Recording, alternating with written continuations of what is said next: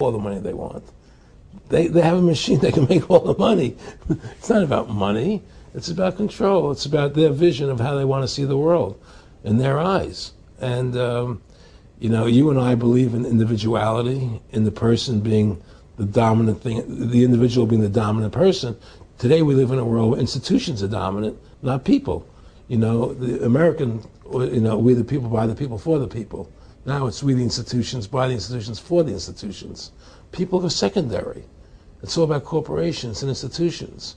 And the Federal Reserve is the biggest institution in the world. If you ask somebody what's the biggest corporation in the world, they'll say Google or Walmart or Exxon or something.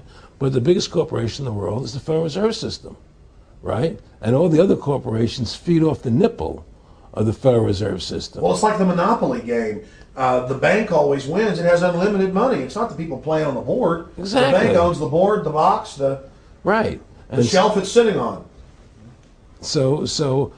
But that's because you gave them the ability to make the money.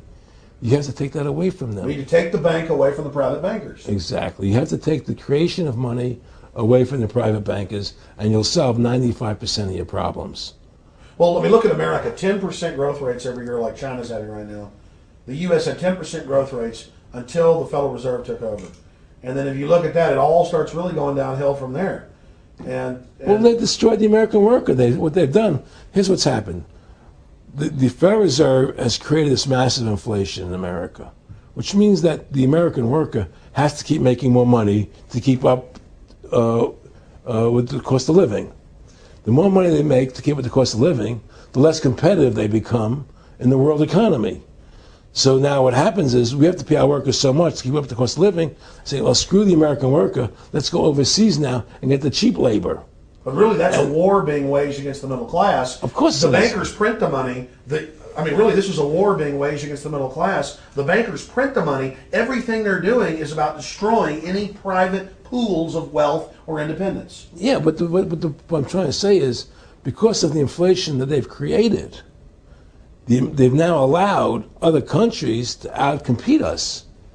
You see, because other countries don't have to pay as much money as we have to pay here to our workers to survive. Yes. So now we're not competitive anymore. So we've lost our manufacturing base. We've lost our competitive. In the old days, the American worker, you wanted to buy everything American. You wouldn't buy anything from Japan. This was cheap crap. And what does that leave us? It leaves America this military force, and so the elite's giving us a deal. We'll continue to build up your military and give you homeland security jobs, shift your economy over to being the bulldog enforcer of the New World Order. Exactly. You can either do, and by controlling the economy, they force everybody into that position. That's exactly correct. That's exactly correct. And there's no more manufacturing here. We're a service economy. We do nothing. We provide nothing. We provide nothing to the rest of the world anymore. Well, first of all, Freedom to Fascism is a movie that everybody should see, because we show the fraud of the income tax. We show how judges put people in jail for no reason.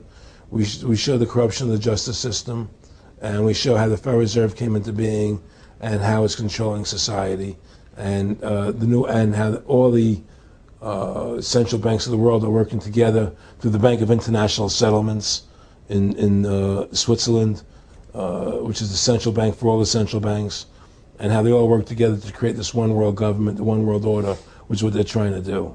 So Freedom to Fascism is a movie just to get you a good basic education about how the world is really working. And I really want everybody to see that movie. Critical. In terms of the CFR, in terms of compartmentalization, I mean, there are many good people, I believe, that are part of these organizations who don't even understand what the organization's really about.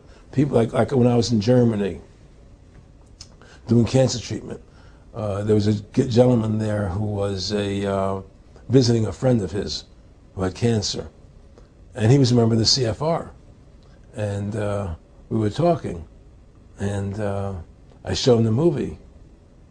He said, "Oh my God, I'm going to resign. I had no idea this was what CFR was about." He had no idea. He was just a nice guy who thought he was in this prestigious organization. Yeah, a lot of it's about getting good people, and so you can watch them. keep your friends close, your enemies close? Well, no, it wasn't even that. It was a lot of people join the CFR because they think it's a prestigious organization. It'll help them in business, make good business contacts. They didn't have an understanding that the CFR is really about world domination, about how they and the Trilateral Commission and the Bilderbergers all work together, with the banks to control the people. A lot of them don't understand that. They don't see the big picture. Oh, it's CFR, it's a prestigious organization. I'll make this one, I'll make that one. I can do good business deals out of it. It's just business to them. The CFR wants to get the people in there that have influence and power, and so they're part of that. So they're not opposing them, It's like the whole country today is becoming the haves and have-nots. You're getting the very, very wealthy, the middle class is being destroyed, and you're getting the poor people. Isn't this just a slick mafia that took over and uses fancy PR? Well, you can call it mafia, you call it whatever you want, but it's definitely a criminal organization. There's no question about it.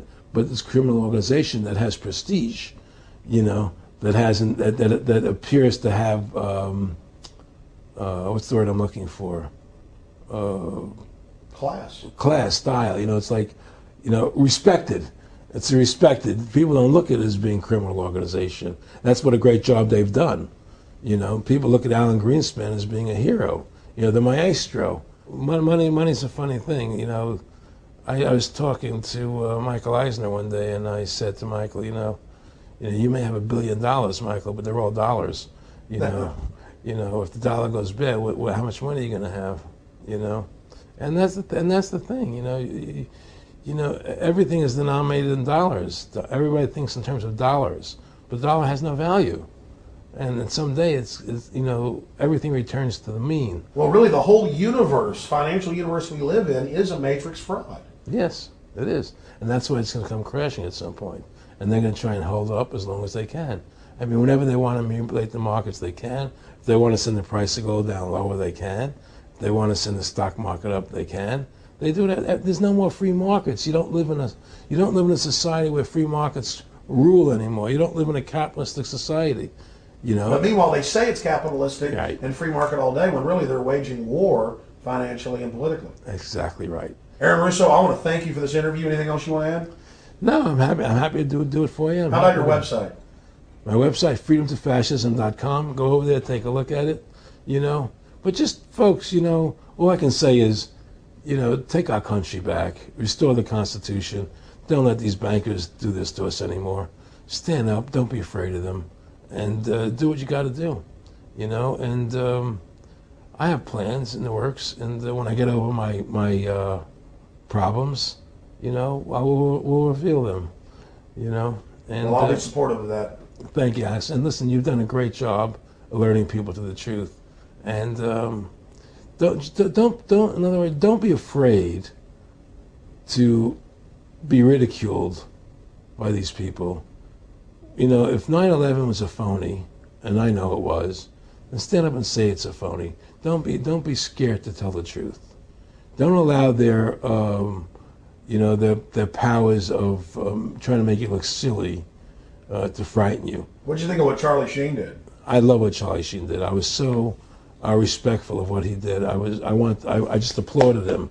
People saw right through that attack. They flipped the light switch when they went after him. Yeah, but they don't. You see, the thing is that more people don't come out and do it. To build that wave. Charlie did it. I'm really proud of the guy. David Lynch did, but the media was smart and didn't bite this time. They did. Right. I mean, a few people have, but they're not picking up on it because they control the media. James Brolin did on The View. I heard that as well. But again, they're not picking Barbara up. Walters looked like she's about to have a heart attack. But they don't pick up on it. You see, they don't allow it to go anywhere. It comes if someone says something, they let it die. But they keep perpetuating, the war on terrorism. They keep perpetuating all these things that are lies. And because we've given the Federal Reserve the money-making power, they control the media, they control the government, and they're all in bed together. So you're fighting all this propaganda all the time, and it's a very difficult fight.